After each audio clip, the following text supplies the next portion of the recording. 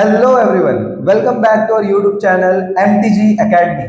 मैं हूं आपका साइंस 2 टीचर, मेरा नाम है शुभम गुप्ता और आज के इस बेहतरीन से वीडियो में मैं आपका स्वागत करता हूं। इस वीडियो लेक्चर में हम देखने वाले हैं कि साइंस 2 के जो बोर्ड एग्जामिनेशंस होने वाले हैं उसमें प्रोबेबली कौन से टॉपिक्स इंपॉर्टेंट रहने वाले हैं। आइए बिना आपके टाइम को वेस्ट किए हुए फटाफट से इस वीडियो लेक्चर की शुरुआत करते हैं। इस वीडियो लेक्चर के एंड में मैं आपको सभी इंपॉर्टेंट टॉपिक्स दूंगा, बने रहिएगा, स्किप मत करिएगा, क्योंकि ये जो वीडियो लेक्चर है आपके 40 मार्क्स को स्कोर करने के लिए बहुत ज़्यादा इंपॉर्टेंट होने वाला है। अगर आप इस चैनल पे नए हो तो आप जाकर चेकआउट कर सकते हो हमारे चैनल पे। मैंने एक वीडियो ऑलरेडी अपलोड कर रखा है जहां पर मैंने आपको ये बताया है कि इस साइंस 2 में आने वाले जितने भी चैप्टर्स हैं उनका क्या वेटेज होने वाला है और साइंस 2 के लिए क्या पेपर पैटर्न रहने वाला है। फटाफट से स्टार्ट करते हैं बच्चों, बिना किसी देरी के।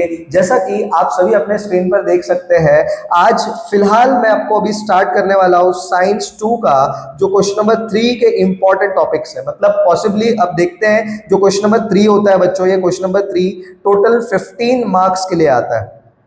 कितने मार्क्स ले आता है? ये 15 मार्क्स ले आता है, जो कि पूरे पेपर में सबसे ज्यादा वेटेज कैरी करता है। यहाँ पे आपको हर एक क्वेश्चन जो होता है वो 3 मार्क्स का देखने के लिए मिलता है। ईच क्वेश्चन 3 मार्क्स पर क्वेश्चन आपको यहाँ पर देखने के लिए मिलता है बच्चों, और ये पूरा सेक्शन जो होता है वो 15 मार्क्स का होता है। चलिए बिना किसी देरी के आगे बढ़ते हैं। अब जैसे बात करते हैं कि पहला जो चैप्टर है heredity and evolution, possibly question number 3 में यहाँ से कनेक्टिंग लिंक्स के ऊपर काफी ज्यादा क्वेश्चन बनते हैं। आपको कोई कनेक्टिंग लिंक दे देंगे, या तो इमेज देंगे या तो उससे रिलेटेड कोई क्वेश्चन यहाँ से पूछा जा सकता है। जैसे कोई इमेज दे देंगे, जैसे एम्ब्रियोलॉजिकल एविडेंस हो गया। कौन सा बच्चों? Embryological evidence. ये आपको इसका पिक्चर दे देंगे और उस पिक्चर से पूछेंगे कि आपको इससे क्या समझ में आता है, व्हाट इज एम्ब्रियोलॉजी, एंड इस तरीके से आपको क्या मिल जाएंगे, यहाँ से क्वेश्चंस मिल जाएंगे। बढ़ते हैं पार्ट 2 की तरफ, sorry chapter 2 life process in living organism part 1 की तरफ, जहां पर क्वेश्चन नंबर 3 में आपको क्वेश्चन देखने मिल सकते हैं प्रोटीन्स एंड लिपिड्स, विटामिन्स और माइटोसिस के ऊपर। सो ये वो 3 टॉपिक्स है जो मेजरली क्वेश्चंस को फॉर्म कर सकते हैं यहाँ पर। नेक्स्ट चैप्टर 3 की बात करेंगे तो life process in living organism part 2 में से आपको menstrual cycle and ART that is assisted reproductive technologies, जहां पर आप IVF वगैरह, सरोगेसी, यहां पर आपने क्या पढ़ा है बच्चों? IVF, सरोगेसी, ठीक है। सो ये सब चीजों के ऊपर आपको यहाँ से इजी तरीके से क्वेश्चन पूछा जा सकता है। नेक्स्ट अगर एनवायरमेंट मैनेजमेंट की हम बात करते हैं, सो एनवायरमेंट मैनेजमेंट में आपको biodiversity and conservation and symbols वगैरह यहाँ पर आपको देखने मिल सकता है, जहाँ पे आपको उसका मीनिंग पूछा जाएगा तो मीनिंग्स वगैरह आपको बताना होता है। बस आपको सिंबल्स ड्रॉ नहीं करना है, बस उसके मीनिंग्स आपको बता देने हैं। जैसे अगर मान लो दो सिंबल दिया है, एक A और B, तो आपको A लिखना है। ए क्या है लिख दो, सेव वाटर। जैसे अगर सेव वाटर का होगा, हाथ है ऐसा और हाथ के ऊपर ऐसा कुछ वाटर ड्रॉप बना हुआ है तो सेव वाटर है। अगर दूसरा कुछ है, ऐसा एरो दिया हुआ है ऐसा गोल के अंदर, तो वो होता है रिसाइकल। तो आपको बस लिखना है, आपको कोई ड्रॉ वगैरह नहीं करना है। तो ऐसे बहुत सारे सिंबल्स हो सकते हैं, उसके मीनिंग आपको इधर से पूछे जा सकते हैं क्वेश्चन नंबर 3 के अंदर। फिर नेक्स्ट बढ़ते हैं आगे की तरफ। अब आगे की तरफ अगर हम बात करते हैं चैप्टर नंबर 5 का, तो चैप्टर नंबर 5 में आपको यहाँ पर कोई भी फ्लो चार्ट देखने मिल सकता है चैप्टर नंबर 5 से, जो एनर्जी कन्वर्जन का फ्लो चार्ट हो सकता है, या फिर जो अपना पूरा का पूरा जो पावर प्लांट होता है उसका भी फ्लो चार्ट हो सकता है बच्चों। सो आपको ऑल फ्लो चार्ट्स यहाँ से इस चैप्टर से करने होंगे। नेक्स्ट अगर हम बात करते हैं एनिमल क्लासिफिकेशन चैप्टर नंबर 6 के बारे में, तो यहाँ पर आपको बॉडी सिमेट्री का डायग्राम दे देगा, या फिर आपको कुछ फाइलम्स के सीधे सीधे साफ शब्दों के अंदर उसके कैरेक्टरिस्टिक्स, फीचर्स को पूछ लेगा। तो जैसे कि arthropoda, Mollusca, Echinodermata, amphibia, reptilia, ये यहाँ से बहुत ज्यादा कॉमनली पूछे जाने वाला कह सकते हो कि क्वेश्चन है बच्चों। नेक्स्ट अगर हम बात करते हैं introduction to microbiology that is chapter number 7, तो यहाँ से आपको देखने मिलेगा माइक्रोब्स इन पोल्यूशन कंट्रोल के ऊपर क्वेश्चन की कौन कौन से माइक्रोब्स क्या कंट्रोल करते हैं, कौन से पोल्यूशन को डिग्रेड करते हैं, वो सारी चीजें। जैसे रबर, यहाँ से आपको बोल सकता है रबर को कौन डिग्रेड करता है, प्लास्टिक यानी PET को कौन डिग्रेड करता है। तो ऐसे क्वेश्चंस आपको यहाँ से देखने के लिए मिल सकता है। प्रोडक्शन ऑफ डेयरी प्रोडक्ट्स आपको देखने मिल सकता है कि भाई डेयरी प्रोडक्ट जो है, डेयरी प्रोडक्ट मतलब क्या, जैसे योगर्ट, और क्या, जैसे चीज़। सो इन सब चीज़ों के ऊपर आपको यहाँ से क्वेश्चन देखने के लिए मिल सकता है। नेक्स्ट बढ़ते हैं ऑल टेबल्स की तरफ। तो आपको यहाँ से सभी टेबल्स भी करके जाना है इस चैप्टर से, वो भी उठा करके पूछ सकता है यहाँ से। जो एक है चॉकलेट वाला टेबल, या फिर आप कह सकते हो वाइन वाला जो एक टेबल है, बेवरेजेस वाला, और दूसरा जो टेबल है वो है एसिड्स वाला।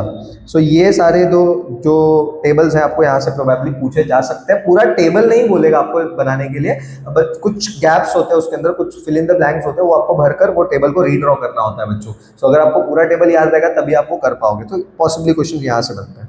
फिर बढ़ते हैं आगे की तरफ। अगर हम बात करते हैं चैप्टर नंबर 8 के बारे में, सो यहाँ से क्वेश्चन नंबर 3 में बन सकता है स्टेम सेल्स के ऊपर क्वेश्चन, जीएम क्रॉप्स यानी genetically modified crops, fruit processing और पेस्टिसाइड्स के ऊपर यहाँ से क्वेश्चन नंबर 3 के अंदर आने वाले हैं क्वेश्चंस।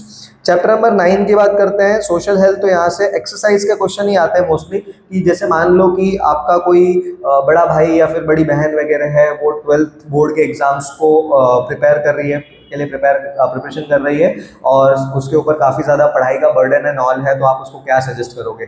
अगर एक आप अच्छा इंसान बन के उसको आप सजेस्ट करते हो, अपने सारे सजेशन पेपर में लिख देते हो, तो आपको मार्क्स मिल जाएंगे। याद रखना, आपको अपना जो रियलिटी है वो नहीं लिखना है कि मेरी बहन है, अब मेरा भाई है, वो मेरे से अच्छे से नहीं रहता, तो आप झगड़े वाली बातें, अपना जो पर्सनल चीज़ें, पर्सनल दुश्मनी पेपर में मत लिख के आना, वरना आपको मार्क्स नहीं मिलेंगे। आपको बस क्या करना है, एक अच्छा इंसान बन करके उस समय क्या करना है, पेपर में अपना सेल्फ रिस्पॉन्स लिखना है, आपको इजी तरीके से यहाँ से मार्क्स मिल जाएंगे बच्चों।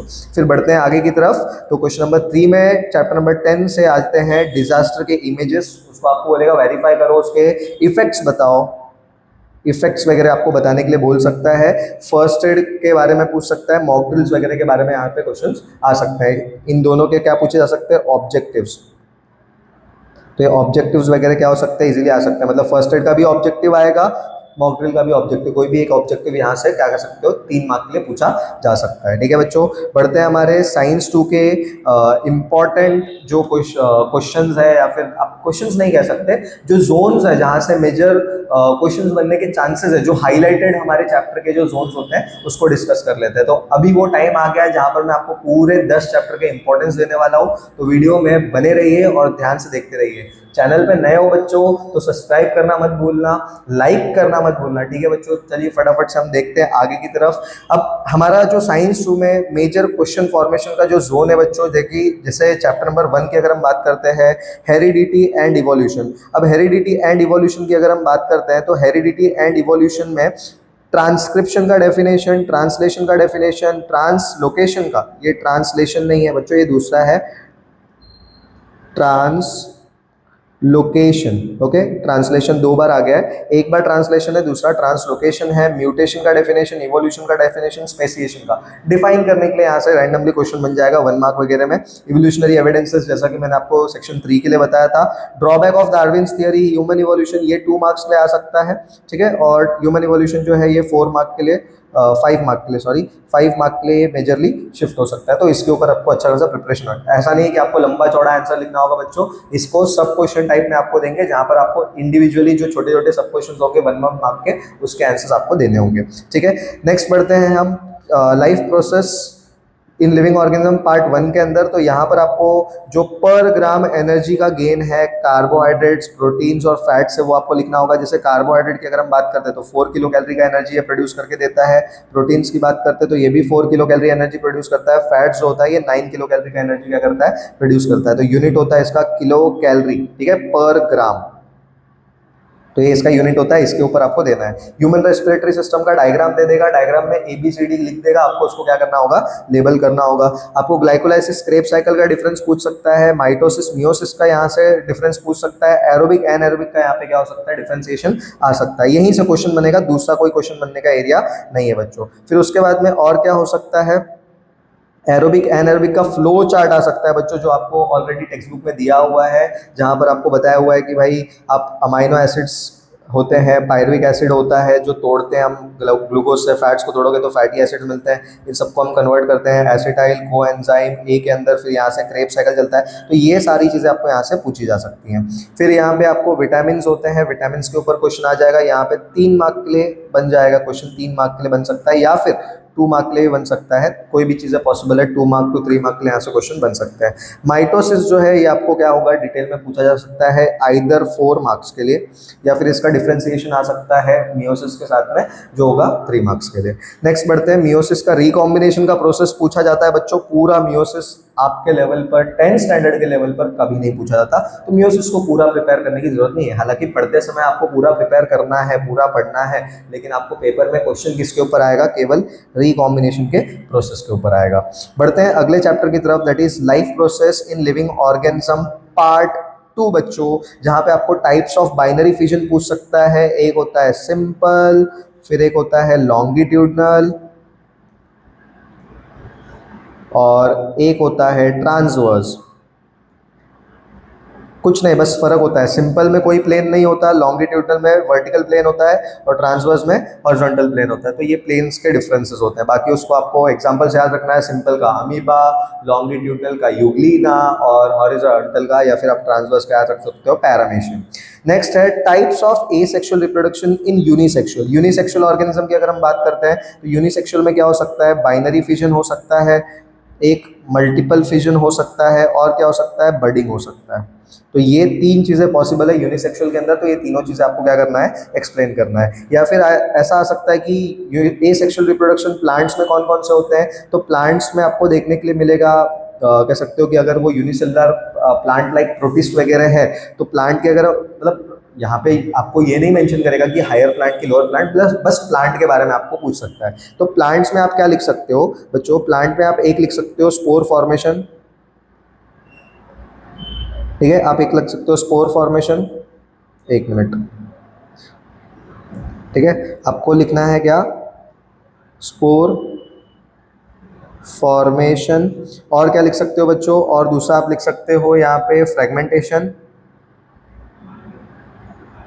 सो ये सारी चीज़ें क्या होती हैं, हमें यहाँ पे लिखना होता है, ठीक है। फिर उसके बाद में अगला जो क्वेश्चन है वो है डिफाइन फर्टिलाइजेशन पॉलिनेशन। फर्टिलाइजेशन का मतलब क्या होता है, फर्टिलाइजेशन का मतलब होता है कि एक मेल गैमेट और एक फीमेल गैमेट का फ्यूजन हो जाना, उसको हम क्या बोलते हैं, फर्टिलाइजेशन बोलते हैं। पॉलिनेशन का मतलब होता है transfer of pollen grain from the क्या पॉल anther to the stigma of the female flower is called as pollination बच्चों। तो ये इतने इजी क्वेश्चन यहाँ से आते हैं डिफाइन करने के लिए।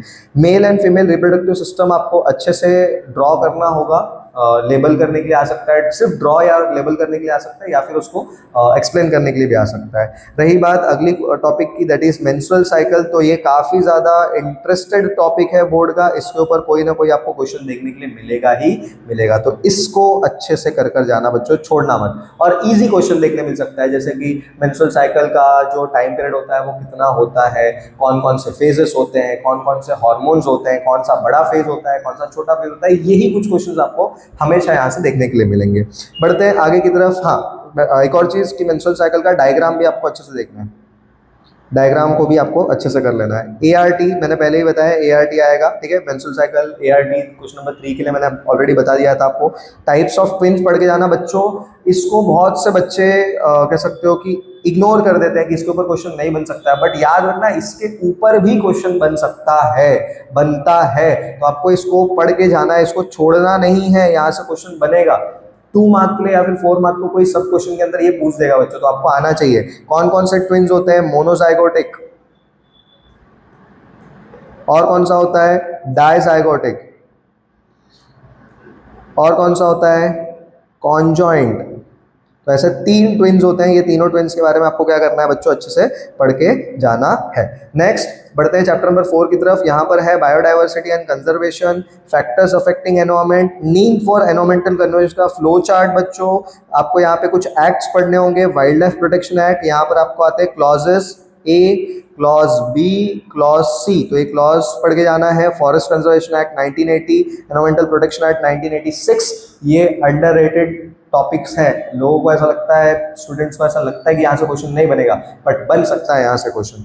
उसके बाद सैक्रेड ग्रूव्स, जो कि जादव मोलय पाएंग के जस्ट अगले पेज पर दिया हुआ है बच्चों। थ्रेटेंड स्पीशीज के लिस्ट के एग्जाम्पल्स यहाँ पे अच्छे से याद करके जाना, एग्जाम्पल्स बहुत इंपॉर्टेंट है। सिंबल्स और उसके जो मीनिंग है ये तो मैंने ऑलरेडी आपको बता रखा है। बढ़ते हैं अगले चैप्टर की तरफ, that is towards green energy. Towards green energy की अगर हम बात करते हैं तो यहाँ पर आपको सभी फ्लो चार्ट्स को करने हैं, स्कीमेटिक डायग्राम को करना है, advantages and disadvantages disadvantages of hydroelectric power plant, differences between conventional and non conventional, मतलब renewable and non renewable resources. उसके बाद में आएगा सोलार सेल प्रिपरेशन। इसको अच्छी तरीके से प्रैक्टिस करने के लिए आप क्वेश्चन नंबर 14 कर सकते हो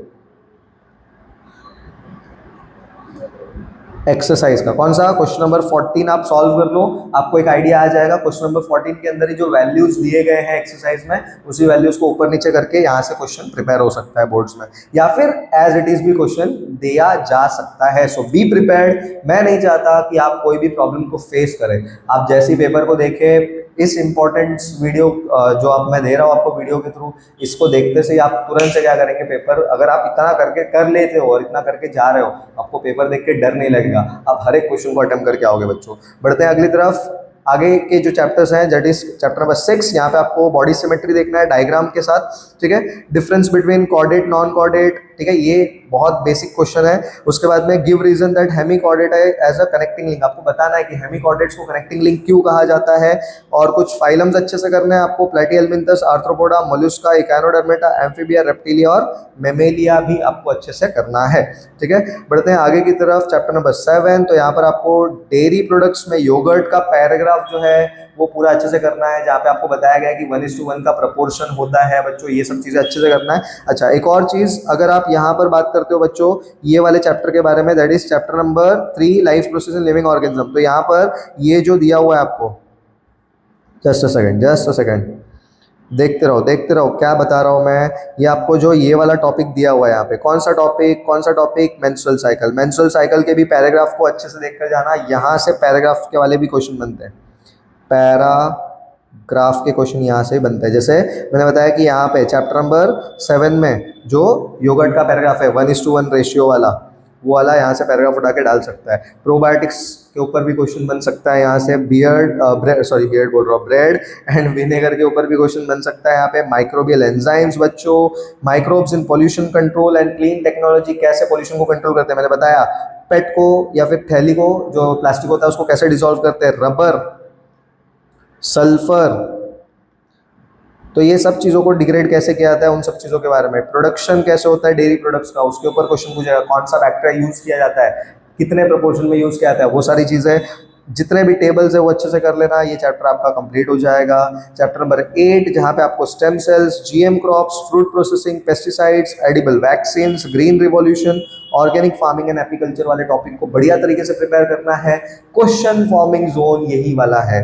आगे के बढ़ते हैं सोशल हेल्थ। तो सोशल हेल्थ मैंने आपको बताया बच्चों, social health in the sense ज़्यादा इंपॉर्टेंट बोलते ना, इसमें कुछ कॉन्सेप्ट्स याद करने वाले नहीं है, बस आपको क्या करना है, एक अच्छा इंसान बन के अपने सेल्फ रिस्पॉन्स को क्या करना है, पेपर में लिखना होता है। या फिर आपकी जो भी रिस्पॉन्स होती है किसी सिचुएशन में, वो आप क्या करोगे ऐसे सिचुएशन में। जैसे अगर आपको बोल रहा है कि कोई फ़ोन कर रहा है आपको और आपसे किसी OTP की डिमांड कर रहा है, तो क्या आप उसको OTP बताओगे बच्चों, या फिर आप उस फ़ोन को हैंगअप करके उस नंबर को आप ब्लॉक करना प्रीफर करोगे। तो वो सारी चीज़ें आपको पर्सनल रिस्पॉन्स में यहाँ से पूछी जाएंगी।